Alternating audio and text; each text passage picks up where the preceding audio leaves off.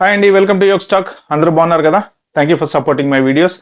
నా ఛానల్కి ఎవరైనా ఫస్ట్ టైం వచ్చినట్టుంటే ప్లీజ్ అండి దయచేసి సబ్స్క్రైబ్ చేసుకోండి. ఎందుకంటే చాలామంది వీడియోలు చూస్తున్నారు కానీ ఎవరు సబ్స్క్రైబ్ చేసుకోవట్లేదు. ప్లీజ్ అండి సబ్స్క్రైబ్ చేసుకోండి. అలాగే బెల్ ఐకాన్ నొక్కితే నా ఇంపార్టెంట్ వీడియోస్ ఏమైనా ఉంటే మాత్రం మీకు ఇమీడియట్గా వచ్చేస్తాయి.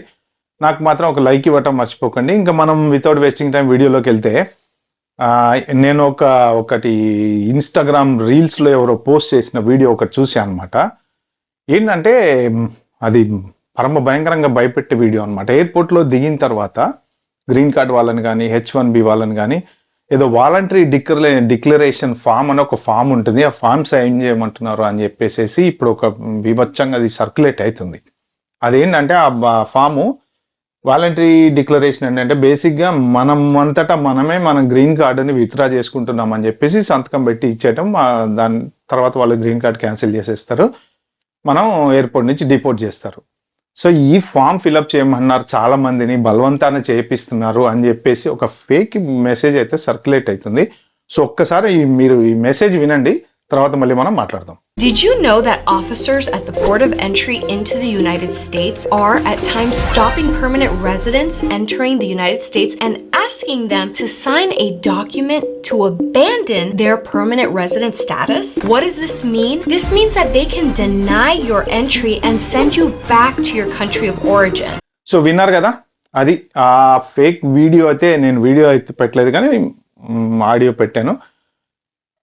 ఈ ఫేక్ మెసేజ్ అయితే బాగానే సర్క్యులేట్ అవుతుంది. బేసిక్గా ఇప్పుడు గ్రీన్ కార్డులు వాళ్ళు ఉండే వాళ్ళు ఇప్పుడు 6 monthsకో 1 yearకో వెళ్ళారనుకోండి, ఇండియానో లేకపోతే ఇంకే కంట్రీ కన్నా వెళ్ళి ఎక్కువ రోజులు ఉండి వెనక్కి వచ్చిన తర్వాత ఏంటంటే జనరల్గా పోర్ట్ ఆఫ్ ఎంట్రీలో ఇన్ని రోజులు నువ్వు అవుట్ సైడ్ ద కంట్రీ ఎందుకున్నావు అని చెప్పేసి ఎవరైనా అడుగుతారు. రీజనబుల్లీ ఎక్స్ప్లెనేషన్ ఉంటే ఓకే, లేదు అంటే వాళ్ళు ఎందుకు ఏంటి అనేది తీసుకుపోయి పక్కన కూర్చోపెట్టి, అంటే ఇదివరకు కొంచెం ఇది ఎప్పటి నుంచో ఉంది, ఇప్పుడు కొత్తగా ట్రంప్ వచ్చిన తర్వాత వచ్చింది కాదు. అది ఏంటంటే దానికి వాళ్ళు అప్పుడు లెటర్ సైన్ తీసుకోవటం అనేది, వాలంటరీ డిక్లరేషన్ సైన్ తీసుకోవటం అనేది ఎప్పటి నుంచో జమాన్ నుంచి ఉంది, అది వాళ్ళ కొత్తగా వచ్చింది కాదు. సో దానికి ఏంటంటే ఒకవేళ మనం బయట ఉన్నాము, ఒక 1 year ఉన్నాము, లేదా పేరెంట్స్ని చూసుకోవడానికి వెళ్ళాము, లేదు ఇంకేదో ఇప్పుడు ఒక్కొక్కసారి కాంట్రాక్ట్ జాబ్ కూడా వేరే కంట్రీలో చేయాల్సి వస్తుంది, మన ఆ పరంగా మనం మూవ్ అవుతూ ఉంటాము. సో అలాంటిది ఏదైనా ఉంటే I-131 అని ఒక ఫామ్ ఉంటుంది కదా, ఆ ఫామ్ ఫిలప్ చేసి మీరు రీఎంట్రీ టు యునైటెడ్ స్టేట్స్ అనేసి మీరు ఫామ్ ఫిలప్ చేసేసి వచ్చేయచ్చు. దాన్ని ఏంటంటే ఈ పెద్ద ఫేక్ మెసేజ్ తోటి మొత్తానికి వాలంటరీగా ఫామ్ సైన్ చేయించేసుకుంటున్నారు. ఫామ్ సైన్ చేయించేసుకొని అక్కడికక్కడే డిపోర్ట్ చేసి పంపించేస్తున్నారు అని చెప్పేసి, అంటే జెన్యున్గా జరిగేది ఒకటి, వీళ్ళు చెప్పేది ఒకటి.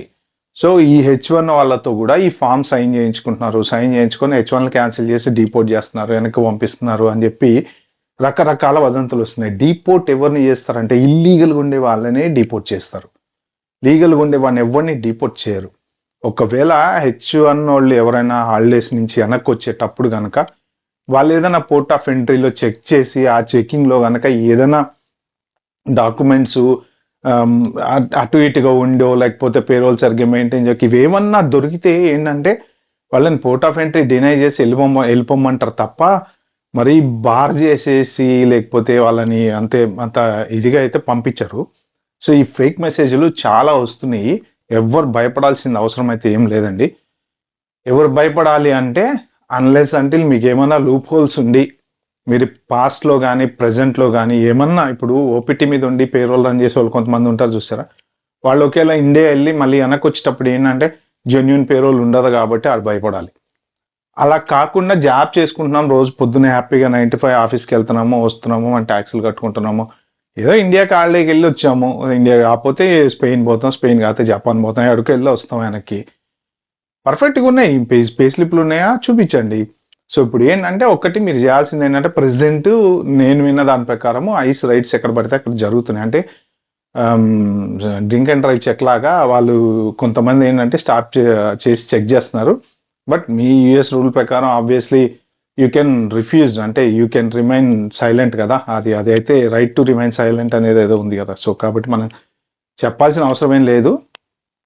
బట్ ఒకవేళ లీగల్గా ఉంటే మనం భయపడే పనేం లేదు కాబట్టి ఒకటి మన H1కి సంబంధించిన డాక్యుమెంట్ ఒకటి ప్రింట్అవుట్ ఆల్వేస్ మన బ్యాగ్లో పెట్టుకోవడము, లేకపోతే ఒక కాపీ I-94 ఏదో ఉంటుంది కదా, తీసి కాపీ తీసుకొని మనం దాంట్లో పెట్టుకుంటే ఎప్పటికైనా సేఫ్టీ. ఎవరైనా పట్టుకున్నారనుకోండి టక్కన ఓపెన్ చేస్తాం చూపిస్తాం.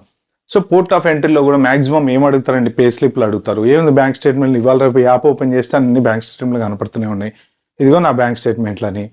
కొత్తగా వచ్చే వాళ్ళకు ఉండే ఇబ్బందులు ఏంటంటే, ఇంకా నేను ఇంతకుముందు ఆల్రెడీ చాలా వీడియోలు చెప్పాను, మళ్ళీ చెప్పాల్సిన అవసరం లేదు. అదే వచ్చి జాబులు ఎత్తుకుంటామనో అదనో ఇదనో ఇలాంటివన్నీ ఉంటాయి కదా. ఇలాంటి ఏమన్నా వాళ్ళ కాన్వర్జేషన్లో ఏమన్నా బయటపడితేనో ఈమెయిల్ కాన్వర్జేషన్లో వాట్సాప్ కాన్వర్జేషన్లో పంపించే ఛాన్స్ ఉంది తప్ప, అదర్ దాన్ దట్ ఈ ఫేక్ మెసేజ్లు చూసి ఎవ్వరు భయపడకండి. ఈ ఫేక్ మెసేజ్లు పట్టించుకోవద్దు. జెన్యున్గా ప్రాబ్లం ఉంది అంటే ప్రాబ్లం ఉన్నోడు అసలు యూఎస్ దాటి వెళ్ళకుండా ఉండడమే బెటర్. ఎందుకంటే పోయి మళ్ళీ రిటర్న్ వచ్చేటప్పుడు పరిస్థితి ఎలా ఉంటుందో తెలియదు కాబట్టి. ప్లస్ ఇంకా కొన్ని ఫేక్ మెసేజ్లు నేను విన్నది ఏంటంటే, పోర్ట్ ఆఫ్ ఎంట్రీ దగ్గర అయిపోయిన తర్వాత లగేజ్ తీసుకొని మనం వెళ్తుంటాం కదా, అవి వెళ్ళేటప్పుడు వీళ్ళు పచ్చళ్ళు తెచ్చారు, లేకపోతే కూరగాయలు తెచ్చారు, లేకపోతే టాబ్లెట్లు తెచ్చారని చెప్పేసి వాళ్ళని ఏది మన ఎయిర్పోర్ట్ నుంచి బ్యాక్ పంపించేస్తున్నారు అని చెప్పేసి ఇంకా కొన్ని ఫేక్ మెసేజ్లు వీడియోలు చూశాను నేను. అప్పుడు మనం మన లగేజీలో ఏదన్నా అగైనెస్ట్ రూల్కి అగైనెస్ట్ తెచ్చాం, ఫర్ సపోజు ఆవకాయ కారం తెచ్చాము, రూల్కి అగైనెస్ట్ ఫర్ ఎగ్జాంపుల్, తీసి పాడేస్తాం డస్ట్బిన్లో. వద్దురా భయ్ నాకు వద్దుది పడి పక్కన పడే అంటాం. లేదు నువ్వు కంపల్సరీ నువ్వు తెచ్చావు కాబట్టి రూల్ ఏంది అంటే ఫైన్ కట్టమంటాడు వాడు. కడతాం ఫైను. $1000 వేస్తావా, $500 వేస్తావా, $50 వేస్తావా, $20 వేస్తావా, ఫైన్ కడతాం. సో భయపడాల్సింది ఏం లేదు. అంటే మనం రూల్స్కి అగైనెస్ట్గా మనం ఇంకేమన్నా మాదక ద్రవ్యాలు లాంటివి ఏమన్నా తీసుకపోతే భయపడాలి, కానీ పచ్చళ్ళకు ట్యాబ్లెట్లకు ఇట్లాంటి వాటికి భయపడద్దు. వాళ్ళు ఓపెన్ చేస్తారు, చెక్ చేస్తారు. Yes you are not suppose to bring this to this country. Okay what do I do? You have to pay the fine. Yes fine. లేదు no problem, you have to throw it in the bin. Yeah హ్యాపీగా తీసుకొని తొక్కల ఆవకాయకారం కోసం మనం ఎందుకు life ట్రబుల్లో పెట్టుకోం కదా, అందుకని తీసాం, dustbin తీసాం, డబ్బాలో పడేస్తాం, వెళ్ళిపోతాం. ఎందుకంటే ఒక్కొక్కసారి ఎయిర్పోర్ట్లో పడేయాల్సి వస్తుంది. ఇప్పుడు 2-3 బ్యాగులు ఉంటాయి. ఒకసారి బ్యాగే పడేసా ఎయిర్పోర్ట్లో. 3 బ్యాగులు ఎలా చేయను అన్నాడు వాడు. ఏం చేస్తాం, తీసుకుపోయి చక్కగా డస్ట్బిన్లు వేసేసాం, ఆ 2 బ్యాగులతో లోపలికి వెళ్ళిపోయాం. కొన్ని గిఫ్ట్లు అయిన ఉన్నాయి, అన్ని పడేసి వెళ్ళిపోవాల్సి వచ్చింది. సింగిల్గా ఉన్నప్పుడు ఒక్కొక్కసారి ఏంటంటే, ఇప్పుడు మనం వేరే వాళ్ళని అడగలేం కదా, మనమే చెప్తాం వేరే వాళ్ళు ఎవరైనా ఏమైనా ఇస్తే తీసుకోవద్దని చెప్పి. అలాంటప్పుడు వేరే వాళ్ళకి ఎలా ఇస్తాం, ఇవ్వలేం కదా. సో కాబట్టి దీని గురించి అయితే భయపడేది ఏం లేదు. మీరు ఏమన్నా తెచ్చుకున్నా ఒకవేళ సింపుల్గా చెప్పండి, ఎస్ నేను తెచ్చుకున్నాను, ఓకే అలౌడ్ లేదా, పడేయమంటే పడేస్తా, లేదు నేను తీసుకెళ్ళచ్చు, ఫైన్ కట్టమంటే కడతా, అంతే. దానికి ఆర్గ్యుమెంట్ ఏం లేదు అసలు. దాని గురించి మిమ్మల్ని వాడు డిపోర్ట్ చేసి వెనక్కి పంపించే సీన్ అయితే లేదు. అది ఎక్కడ చదివా నేను, వీడియో ఒకటి చూసా, చదివా.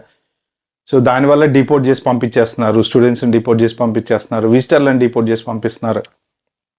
అయితే ట్యాబ్లెట్స్ ఒకటి మాత్రం కొంచెం మీరు జాగ్రత్తగా ఉంటే సరిపోతుంది. ఎందుకంటే డ్రగ్స్ కదా అవి ఏంటంటే లీగల్గా తెచ్చుకోకూడదు.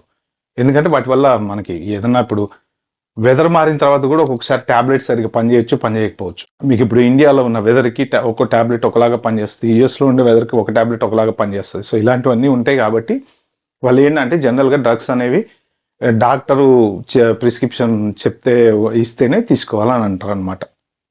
బట్ మీరు ఇక్కడి నుంచి ఇండియా నుంచి తెచ్చి వాడుకోకూడదు, మీరు ఏదున్నా ఇక్కడే చూపించుకోవాలంటారు. సో అలాంటివి ఏమన్నా తెచ్చుకుంటే చూపించండి, ప్రిస్క్రిప్షన్ చూపించండి, ఇగో నాకు ఇది కంపల్సరీ ఉంది అంటే అయిపోతుంది. సో ఇలాంటి ఫేక్ ఎవరన్నా స్ప్రెడ్ చేస్తే కనుక మీరు ఎవ్వరు నమ్మకండి. అంత సింపుల్గా అయితే వాళ్ళేం డిపోర్ట్ చేసి ఎవరిని ఎల్లగొట్టంపు H1 వాళ్ళని ఏం గెలకట్లేదు, H1 వాళ్ళని ఎల్లగొట్టి పంపించమని చెప్పట్లేదు.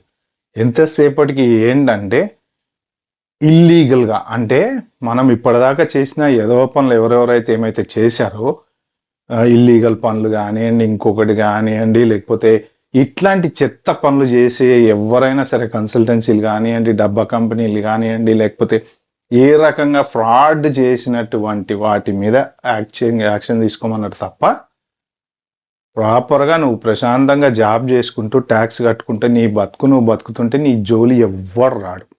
ఒకేలా ఎయిర్పోర్ట్లో కనుక ఎవరన్నా మిమ్మల్ని ఈ ఫామ్ మీద సంతకం పెట్టు, ఆ ఫామ్ మీద సంతకం పెట్టు అంటే simply no.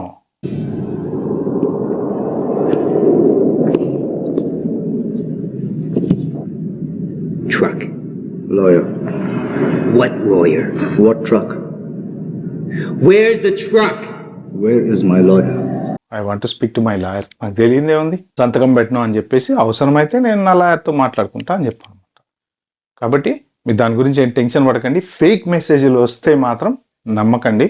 Up to date మనం న్యూస్ ఫాలో అవుతుంటే తెలిసిపోతుంటాయి. ఓకే ఫ్రెండ్స్, ఇది నేను చెప్దాం అనుకుంది. ఈ వీడియో కనుక మీకు నచ్చినట్టయితే please like, share, subscribe my channel. Thank you.